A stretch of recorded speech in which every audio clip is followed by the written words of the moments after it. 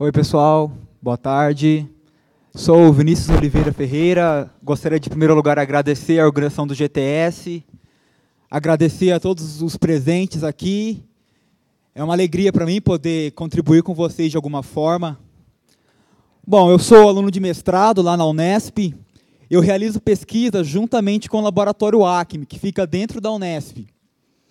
Desde a minha graduação de 2010, eu faço parte do Laboratório Acme. Lá a gente tem como maior expertise em pesquisas sobre detecção de intrusão sobre fluxo de dados. E agora nós estamos iniciando uma nova frente de pesquisa relacionada a OpenFlow para fins de segurança. Talvez tenhamos aqui interessados em fazer pós-graduação. Se você tem interesse, nosso site é acmesecurity.org, lá tem mais informações sobre a gente. Bem, mas vamos ao que interessa. Já foi falado muito aqui hoje sobre isso, que a segurança, não, como um remendo, como um adendo ao fim do desenvolvimento de software, ela não funciona. E a minha palestra é exatamente sobre isso. A minha defesa aqui nesse tarde é defender que a segurança deve ser uma parte integral em todo o ciclo de desenvolvimento de software, e não somente nas fases finais. Vamos testar agora se o software está seguro ou não. Só para eu ter uma ideia aqui, quem que de alguma forma, mesmo que não seja tão explícita, está envolvido com desenvolvimento de software? Levanta a mão.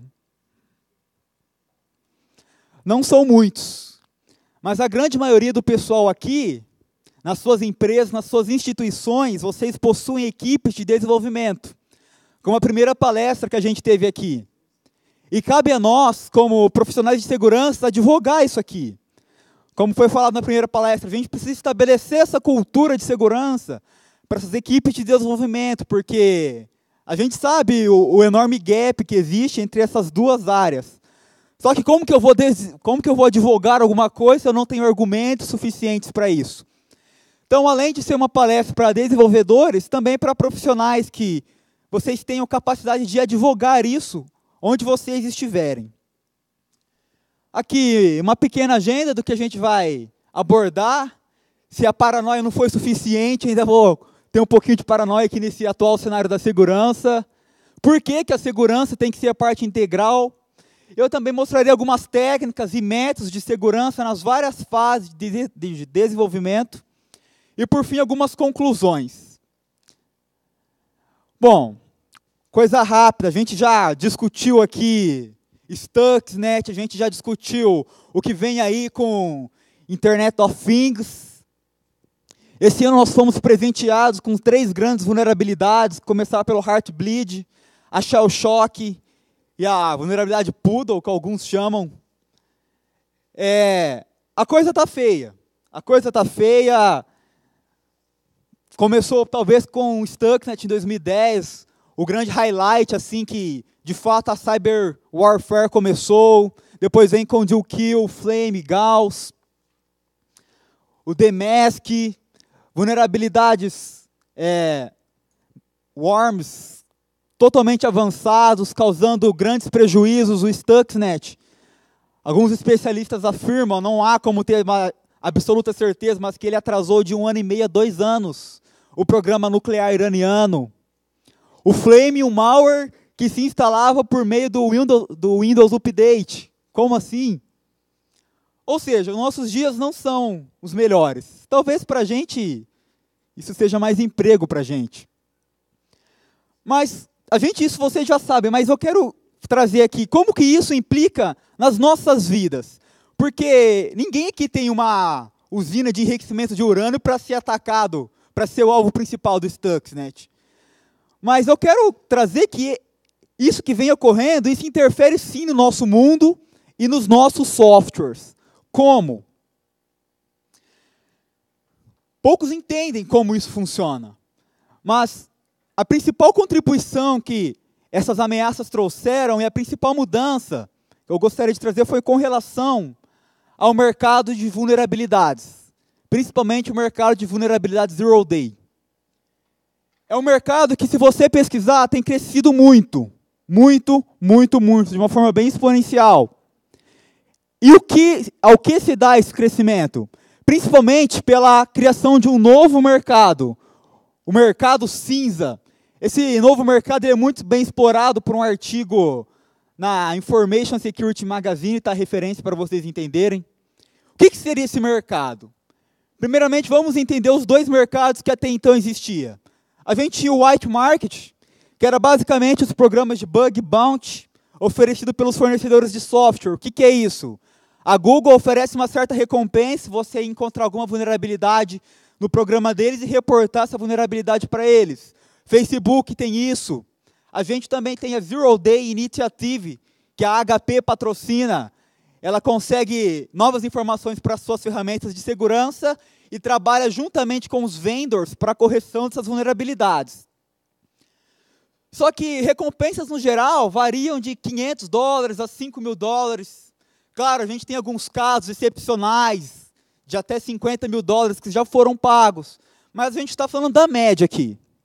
E vocês entendem que encontrar vulnerabilidade no sistema não é para qualquer um, não é para o script kid que vê os vídeos no YouTube. Você tem que saber engenharia reversa, você tem que saber linguagem de montagem, assembly, você tem que entender sistema operacional muito a fundo. Isso aqui não paga um profissional desse. E nós também tínhamos e temos até hoje o mercado negro mesmo, que as vulnerabilidades são vendidas por organizações criminosas. Mas o que acontecia até aqui? Por mais que o mercado negro pagasse mais, o mundo ainda há um pouco de moral no mundo. Então, nem todos os pesquisadores, poucos pesquisadores, se envolvem com o mercado negro. Então, alguns agiam principalmente no mercado white, no white market, mas não havia muito interesse em buscar vulnerabilidades, porque eu não vou ganhar muito. Compensa aqui no Brasil estudar, passar no concurso público e ganhar os seus R$10.000 por mês. Porque eu vou caçar vulnerabilidade. Só que então, com o sucesso desses malwares, sucesso ou insucesso, talvez a gente vai discutir, surgiu esse mercado cinza, onde as vulnerabilidades não são vendidas mais nem para bug bounties, que são os vendors de softwares, mas nem para o mercado negro, mas são vendidos para outros órgãos, principalmente governos, empresas de espionagem e monitoramento. Por mais que você não está vendendo para o vendor, mas você está vendendo para alguém que tem um CNPJ, a grosso modo. Você não está vendendo algo ilegal para qualquer pessoa. Você está vendendo para o governo. Você está vendendo para empresas de espionagem. E claro, é uma grande discussão. O governo deve ou não manter as vulnerabilidades escondidas? Um dos diretores da NSA fala que a NSA sempre faz um esforço para divulgar as vulnerabilidades. Mas caso seja encontrada alguma vulnerabilidade que seja crítica para eles, eles se conferem no direito de não divulgar. Então, aí você abre uma margem, será que alguma é divulgada? Não sei. E esse mercado é um mercado legítimo, existem empresas que existem sites e você pode entrar lá. E agora, os preços começam em R$20.000, podendo chegar a R$200.000. E esse alto valor fez com que grandes empresas passassem a atuar nesse grey market. A Vulpen, eu acho que é a mais conhecida de vocês, a Revol, a NetraGuard, a Endgame, a Exodus, começaram a atuar nesse mercado. E é um mercado tão rentável, não sei se vocês ficaram sabendo, mas a Vulpen, ela ganhou a competição da HP de encontrar vulnerabilidades na sandbox do Chrome. A Google ofereceu R$60.000 para a Vulpen. A Vulpen falou, nem por R$1 milhão eu divulgaria essa vulnerabilidade para vocês. Ou seja, se ela não divulgou para o Google a vulnerabilidade valendo $60.000, quer dizer que existem compradores que pagam bem mais. E agora, eu não estou vendendo para bandidos. Agora, eu não estou vendendo para malfeitores. Eu estou vendendo para o meu país, para combate ao terror, por exemplo. Então, aquela moral que muitas vezes impediam certos pesquisadores de se envolver com o black market, acabam se envolvendo com esse mercado negro, com esse mercado cinza. E aqui alguns dados, um artigo publicado pela NSS Labs. Ela fez um grande monitoramento das transações de vulnerabilidade desse grey market, de 2010 a 2012. E eles concluíram que grupos privilegiados, ou seja, aqueles clientes dessas empresas do grey market, tiveram acesso a pelo menos 58 vulnerabilidades. Quando eu digo 58 novos exploits para explorar essas vulnerabilidades, envolvendo produtos da Microsoft, Apple, Oracle ou Adobe. Por dia, de 2010 a 2012, pelo menos 58 vulnerabilidades novas foram comerciadas. E algumas empresas vendem até mesmo planos de assinatura de exploits, como a Ant Games, que são dados de 2010, não são tão atuais, talvez hoje já esteja mais atualizado, mas eu não pude encontrar. Mas ela oferecia 25 exploits por ano a uma assinatura de 2,5 milhões. Ou seja, vamos assinar, vamos ter, porque isso é muito, você precisa ter muita demanda, porque as vulnerabilidades são corrigidas. Então, as agências de inteligência precisam renovar os seus estoques conforme as vulnerabilidades deles vão sendo corrigidas. E se juntar todas essas empresas aqui, estima-se que empresas juntas podem negociar pelo menos 100 novos exploits todos os anos. Ou seja, 100 novas vulnerabilidades Zero Day críticas podem ser comercializadas aí, estarem na mão de agentes inteligentes ou até mesmo cybercriminosos e nós não sabemos. E o que isso tem a ver com software? Porque até então, no white market, as vulnerabilidades eram corrigidas. Você vendia lá para o Google, ele corrigia a vulnerabilidade dele. Nesse mercado, as vulnerabilidades não são corrigidas. Você tem um incentivo para que mais pesquisadores se envolvam na busca por vulnerabilidades, sendo que essas vulnerabilidades que serão descobertas não serão corrigidas pelos vendors. E é aqui que entram os nossos softwares. Ou seja, mais vulnerabilidades estão aparecendo, mais caçadores de vulnerabilidades estão entrando para esse mercado. Ou seja, mais pessoas interessadas a explorarem o nosso software e encontrarem as falhas deles. Por isso que a gente tem que trabalhar para desenvolver um software sem falha. Não desenvolver meios eficientes para corrigir essas falhas depois que elas já foram inseridas. Em vista desses dados, essa NSS Labs fez algumas recomendações com relação a isso. Ela diz que profissionais de segurança devem se conscientizar sobre os perigos. Ela fala que é difícil prevenir, então as empresas devem implantar ferramentas e processos para rápida detecção. E fornecedores de softwares deveriam investir mais em programas bug bounty, ou seja, deve pagar mais para poder competir com esse gray market. No entanto, eu pessoalmente não concordo com essas recomendações. Todas são válidas, sim, mas nenhuma dessas recomendações diz respeito a gerar software mais seguro. Todas essas recomendações diz respeito a encontrar vulnerabilidades de uma forma mais eficiente. Mas eu não quero encontrar vulnerabilidade, eu não quero vulnerabilidade. Eu não quero mais isso, eu quero me livrar das vulnerabilidades. Um outro perigo dessa nova geração de cyber weapons, dessas grandes armas, é porque essas grandes armas vazam.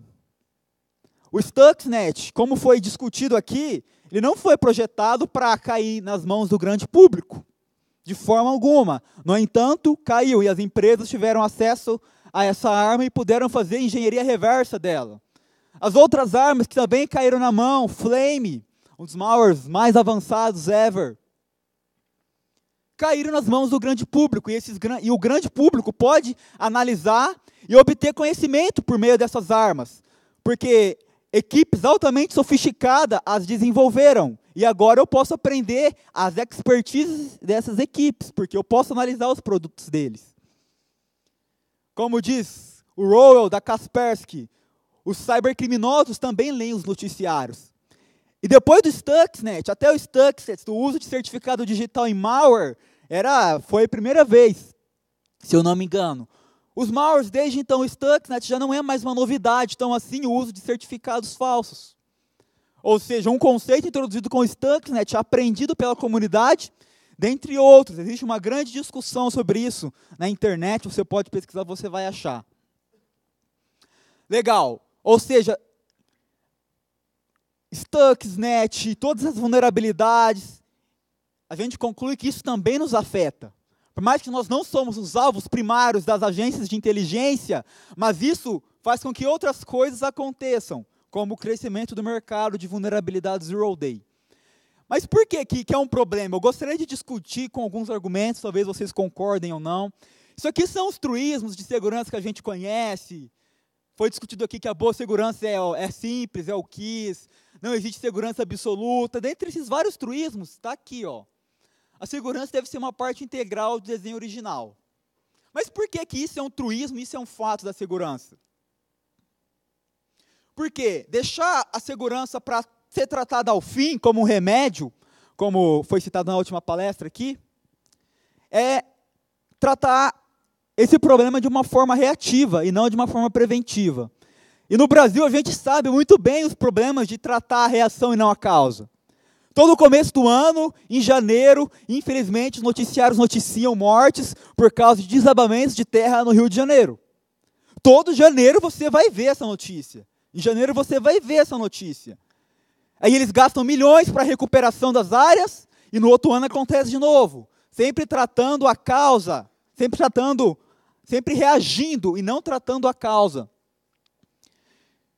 Trazendo isso para o nosso software, a gente constrói softwares cheios de vulnerabilidade, e depois a gente precisa ficar apagando incêndio desses softwares. Mas qual que é o problema de apagar esses incêndios?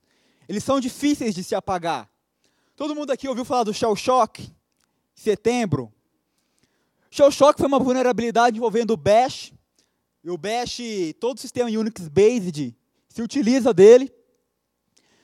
E ela permitia que, se o atacante enviasse algumas strings por meio de variáveis de ambiente com uma certa formatação, permitia que o Bash executava aquelas instruções mesmo que o cara não tivesse permissão para aquilo. E o National Vulnerability Database dos Estados Unidos atribuiu a pontuação máxima por causa que o Bash é amplamente utilizado e não é uma vulnerabilidade tão difícil de se explorar. Eu não quero escovar bicho do Shell Shock aqui, mas eu quero mostrar como que foi a saga para se corrigir o Shell Shock. Estima-se que o Shell Shock foi adicionado ao Bash em 1989, em uma das atualizações do Bash. E ela ficou, teoricamente, desconhecida até 2014, quando o Stephanie, da Red Hat, descobriu essa vulnerabilidade. Ele descobriu, avisou o desenvolvedor do Shell Shock, e eles trabalharam junto numa solução para o problema. Dia 16, o Chet Raymond, que é o desenvolvedor oficial do Bash, terminou as correções. E no dia 24, a vulnerabilidade foi tornada pública, mas já juntamente com as correções. Pô, excelente. Mostra o problema, mas já está aqui a correção. O problema é que no mesmo dia, o Tevis Ormand, da Google, conseguiu subverter o patch de correção e de mostrar ao público uma nova forma de se explorar Shell Shock. E no dia 25, já saíram as primeiras notícias dos ataques envolvendo Shell Shock. No começo eram mais varreduras, buscando por servidores vulneráveis. No dia 26, a Red Hat, a CentOS, Fedora, os grandes vendors, lançaram correções independentes para Shell Shock. Mas foram correções não corrigindo o problema, mas tirando o que estava dando o problema, que era a exportação e importação de variáveis de ambiente. Dia 26, foi lançada outra correção oficial. Mas no mesmo dia, descobriu-se que ela só funcionava para alguns casos específicos, e não corrigia novamente a vulnerabilidade de Shell Shock. Dia 27, lançou outra. Ela tampou os principais buracos, mas algumas formas muito específicas de explorar o problema ainda era possível. E no dia 29, a Apple lançou a sua própria correção. E depois nós tivemos mais 3 correções, até que chegamos à correção número 30 do Bash, que então resolveu o problema do Shell Shock. Ou seja, foi necessário 5 soluções oficiais até que eu chegasse à correção de um problema. Então, qual é o problema de apagar incêndio? É que muitas vezes eles são difíceis de se apagar. Quando o seu software já está em produção e você precisar corrigi-lo, vai ser difícil. Outra coisa, incêndios causam prejuízos. Aqui eu tenho um dado de 2008, ele não é muito atual, mas dá para ter uma ideia. O David Rice, autor do livro Geekonomics, The Real Cost of Insecure Software, ele estimou que os custos anuais envolvendo software inseguro chegam aos 180 bilhões de dólares. Isso em 2008, até aqui uma eternidade de coisas pioraram. A IBM fez um estudo muito recente, lançado em maio desse ano, afirmando que o custo médio de uma violação de dados para as empresas que participaram chegava numa média de 3,5 milhões de dólares. O custo médio, essas violações de dados que a gente vê nos noticiários aí. Só que existem custos que são impossíveis da gente mensurar, como, por exemplo, a perca de credibilidade dos clientes com relação a essas empresas. Isso não dá para se medir. Ou seja, deixar a segurança para depois, a gente precisa apagar o incêndio, só que ele é difícil e ele é caro de ser apagado. Mas então, como que de uma forma prática a gente pode adicionar a segurança em todo o ciclo de desenvolvimento de software? Como? Bom, todos aqui provavelmente devem ser formados em TI, você deve ter cursado na matéria de engenharia de software em algum momento da sua vida aí. E vocês lembram daquelas fases, do requisito, levantamento de requisitos, projeto do sistema, desenvolvimento. Então a gente vai avançando fase por fase. Lá no início, na fase de levantamento de requisitos, o que eu posso fazer? Em primeiro lugar, eu tenho que envolver o meu cliente com a segurança. Os clientes não conhecem, eles não sabem o perigo que eles vão viver no mundo cibernético.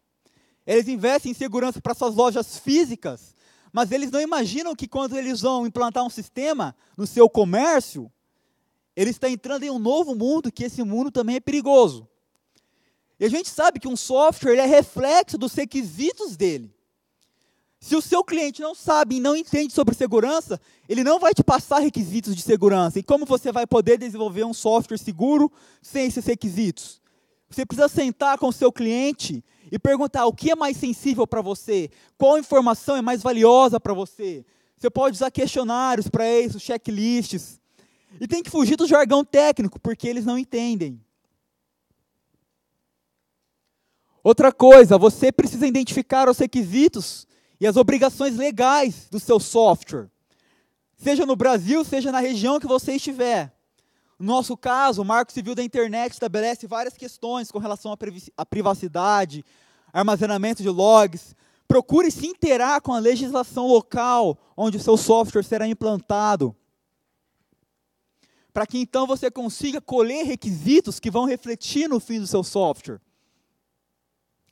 Tenha em mente os pilares da segurança, né? A confidencialidade, integridade. Eu não coloquei o não repúdio aqui, porque essa aqui são que o pessoal mais conhece. Os requisitos a gente levanta com basicamente em perguntas que a gente faz para os clientes. A gente tem que se fazer essas perguntas na hora de levantar os requisitos. O acesso às informações deverá ser aberto ou restrito? Quais são os fatores que permitem alterações autorizadas e quem está autorizado a fazer essas alterações no seu software? Qual a tolerância quanto à disponibilidade do sistema? Considere também a auditabilidade, os logs, por quanto tempo você vai armazenar, quais informações precisam ser registradas nos seus logs. Um outro trunfo bem legal de a gente se utilizar nessa fase é a classificação de dados. Você vai ter um cliente que vai ter vários dados, mas nem todos precisam ser igualmente seguros. Você tem dados que podem ser públicos.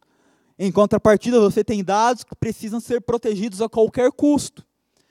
Quando você faz a classificação de dados, você busca classificar as suas informações de acordo com a criticidade delas. Então, algumas informações você não vai atribuir recursos para a proteção delas. Outras informações você vai protegê-la, mas não com todos os seus recursos de segurança. Mas tem aquelas informações que não podem vazar de forma alguma. Então, você vai aplicar todos os seus recursos ali. Se a gente não tem recursos suficientes para tudo, então vamos aplicá-los de uma forma sábia naquilo que mais precisa de ser aplicado, nas informações mais sensíveis. Aí a gente sai da fase de requisitos e entra na fase de projeto. Um dos diagramas mais conhecidos do pessoal da engenharia de software são os diagramas de casos de uso. Você tem os atores e você tem as funcionalidades do seu sistema, e esses atores se relacionam com essas funcionalidades. Só que também a gente tem os casos de abuso. Porque além de mostrar as funcionalidades de um sistema, a gente precisa modelar quais são as possíveis ameaças que cada funcionalidade pode inserir no meu software. Aqui tem um exemplo bem legal. Aqui tem o caso de uso de uma funcionalidade de autenticação no sistema. Então, o usuário entra com o password, que é submetido a um sistema de autenticação. No entanto, esse sistema pode ser vulnerável a ataque de brute force. E como que a gente pode mitigar isso? A gente pode mostrar mensagens genéricas de erro. Se o cara errou a senha, eu não vou falar que ele errou a senha. Eu vou falar que tem alguma coisa errada. Tá, legal, mas mesmo assim ataques de dicionário podem ser eficientes. Então, além de mostrar mensagens genéricas, eu posso bloquear o acesso ao meu sistema após N tentativas sem sucesso. E eu também posso exigir um certo tamanho mínimo para que o password não seja fraco e não seja fácil de ser quebrado pelas ferramentas automáticas. É um exemplo bem básico aqui, mas existe esse tipo de ferramenta para ser usada pelos desenvolvedores de software. Você vai explicitar as funcionalidades e você vai analisar quais ameaças tais funcionalidades podem estar sujeitas ou não. Outra coisa muito importante, que você desenvolva um modelo de ameaças, um threat modeling. O que é isso? É um modelo das possíveis ameaças que podem dizer respeito ao seu software. Mas isso aqui não é você entrar no Google e quais são as principais ameaças atuais. DOS, SQL injection e tudo mais. São as vulnerabilidades perigosas para o seu software.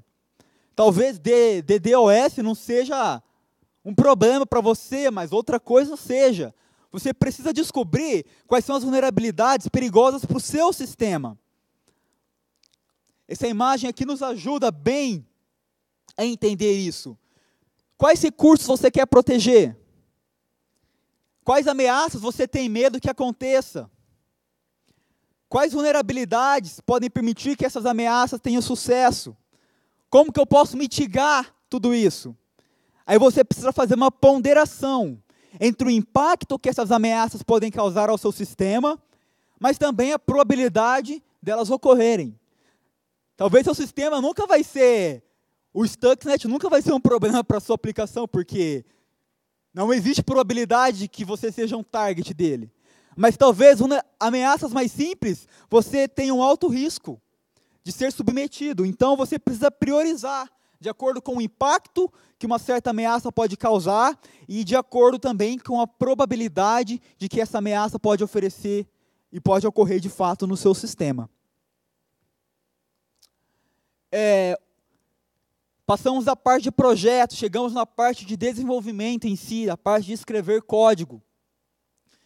Esses conceitos aqui muito bem conhecidos por nós como defesa em profundidade e privilégio mínimo, isso também precisa ser incorporado na hora de se desenvolver software. Defesa em profundidade é aquilo, eu uso mecanismos redundantes de defesa, inspirado até mesmo nos grandes castelos da antiguidade. Você tinha o rio de Jacaré, se o cara passasse o rio, você tinha a grande muralha, em cima da grande muralha você tinha os arqueiros, ou seja, várias camadas, se o atacante passar, você tenta contê-lo na camada seguinte. E uma das formas da gente implementar a defesa em profundidade é se utilizar do privilégio mínimo. O que o privilégio mínimo advoga? Que uma pessoa ou processo não deve ter mais permissões do que ele precisa para executar suas funções. Muitos utilizam isso para pessoas, mas isso também deve ser utilizado para os nossos softwares. Um exemplo bem claro disso aqui. Esse aqui são 2 cronômetros que a gente pode achar na Play Store. Cronômetro, só marca tempo, não tem que fazer mais nada. Só que olha as discrepâncias. Olha as permissões que esses cronômetros precisam. O primeiro, ele tem autorização para usar o aplicativo de compras.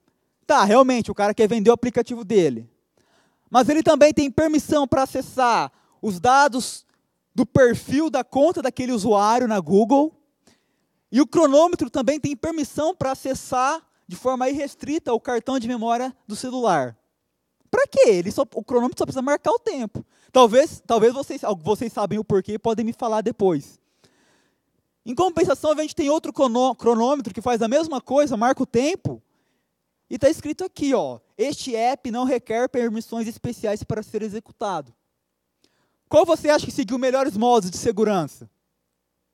O segundo, sem sombra de dúvida. Esse aqui, se for comprometido, o atacante pode ter acesso a todas as fotos da sua vítima. E assim por diante. Ou seja, tá certo que é mais fácil desenvolver software com permissão de superadmin, mas não é seguro. Deixa eu correr um pouquinho que o meu tempo está me perseguindo aqui. Escreva código seguro. Noções de código seguro. A gente precisa ter isso. Lá no C, a gente sabe que a maioria das funções de manipulação de string são vulneráveis a buffer overflow, porque o C muitas vezes não contabiliza o tamanho daquilo que está sendo atribuído a uma posição de memória. Se você utilizar isso, provavelmente seu software vai estar vulnerável, ou seja, conheça a tecnologia que você está utilizando, conheça o terreno que você está pisando. A concatenação de string, toda a linguagem de programação hoje oferece suporte à string parametrizada, para que você não tenha que fazer isso aqui e seu software seja vulnerável a scale injection. É uma atitude simples, que você pode mitigar a maioria dos ataques, que muitas vezes se resume a buffer overflow, a injeção de SQL, dentre outros.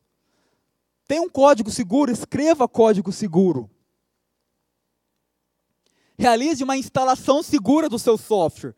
Porque quando a gente desenvolve um software nos modos do privilégio mínimo, talvez ele não funcione, porque talvez a gente esqueça de dar permissão a algum processo, a alguma parte do software.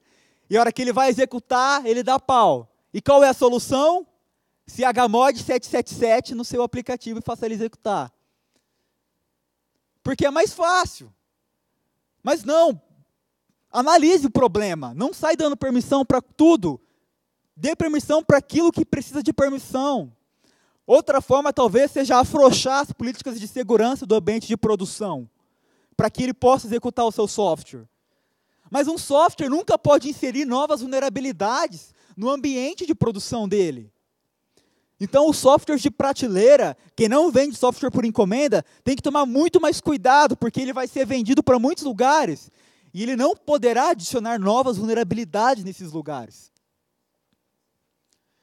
Essas atitudes são inaceitáveis em termos de segurança. Realize a avaliação de vulnerabilidade, teste de penetração. É basicamente aquilo que a gente viu na primeira palestra hoje. Talvez o que estiveram aqui.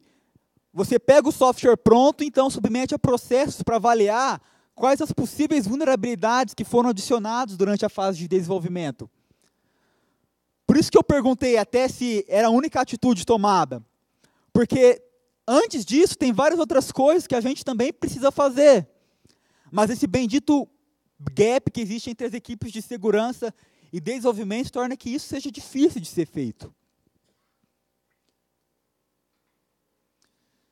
Agora, na fase de manutenção, controle as mudanças do seu software. Porque você sabe que o software ele é feito, mas uma semana depois ele é atualizado. Você tem um controle dessas atualizações? Você sabe o que foi mudado, quando foi mudado e por quem foi mudado? Hoje em dia, as ferramentas de versionamento elas são essenciais por causa disso. E outra, as suas manutenções, as suas atualizações foram desenvolvidas nos mesmos moldes de segurança do restante do software? Porque o software, depois de alguns anos, o código original dele, só um pedaço vai estar ali, porque foi se incorporando atualizações, e essas atualizações são também seguras. Importantíssimo, tenha um bom plano de resposta a incidentes. Por mais que a gente faça tudo isso aqui, nunca haverá segurança absoluta. Então, quando o problema acontecer, o que você vai fazer? É preciso que você tenha um documento que te guie por esse processo, porque ações coordenadas são muito mais eficientes e muito mais eficazes no trato do seu problema. O que consiste um bom plano de resposta a incidentes? Esse documento deve definir ação imediata para interromper ou minimizar o incidente. Ou seja, primeiro pare o ataque. Depois investigue o incidente. Restaure os recursos que foram afetados. E, por fim, saiba como você deve reportar esse incidente aos canais apropriados. Avise os seus clientes, porque hoje a transparência é muito importante.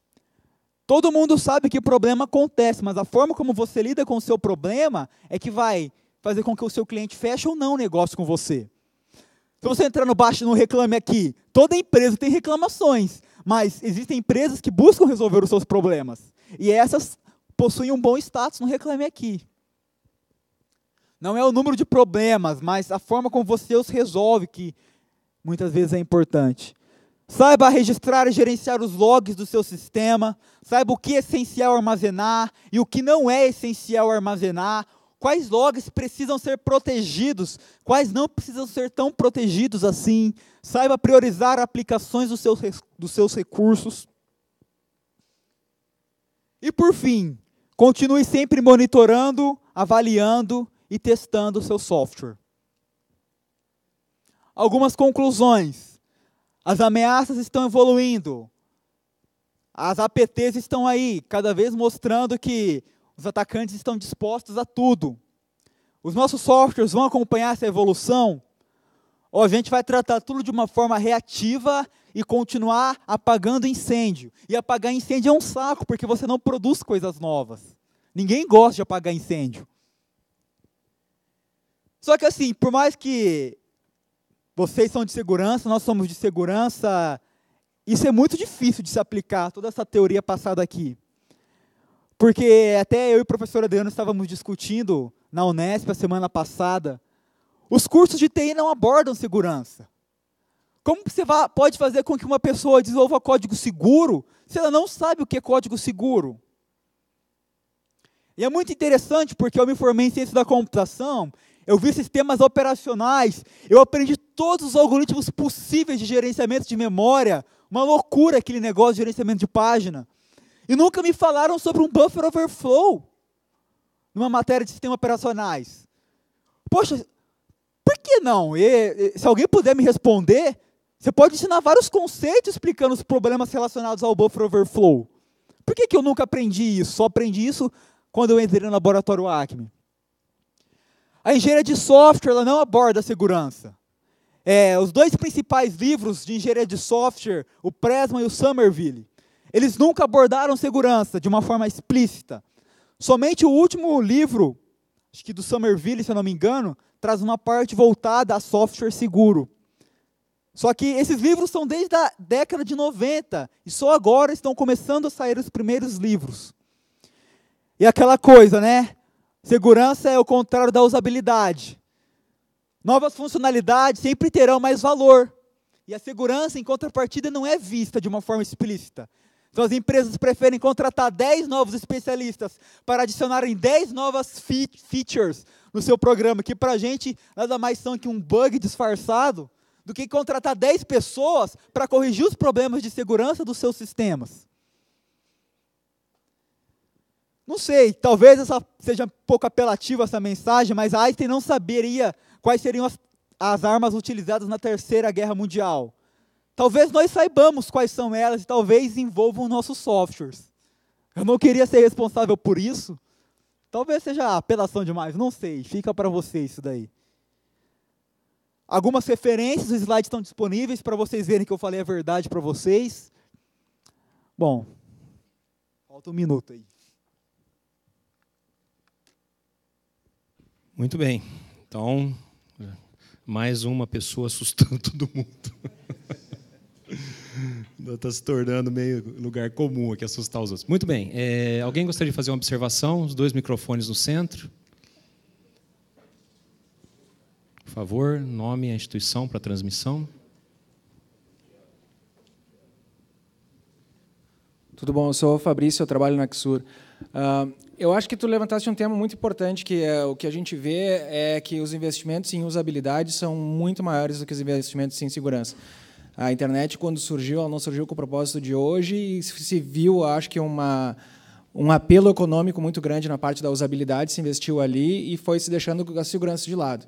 Até é uma coisa que eu falei no outro seminário e que eu repito aqui. A impressão que me dá, eu não sou da comunidade técnica, tá? Eu sou relações públicas, caí meio que de paraquedas na parte de segurança, e vindo assim de fora, o que eu vejo é que as pessoas não sabem, as pessoas usam a internet, mas elas não sabem o que a internet é. Elas não sabem como é que funciona a internet.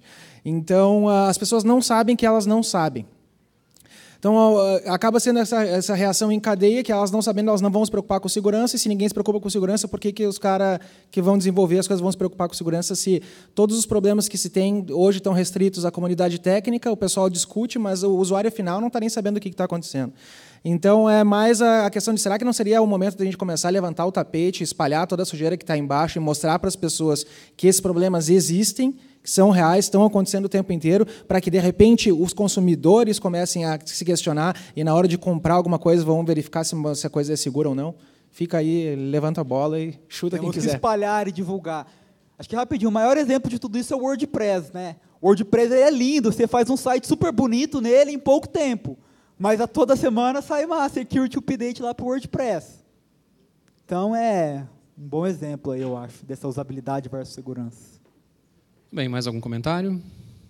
Não? Beleza, vamos agradecer o Vinícius. Não, obrigado, Vinícius.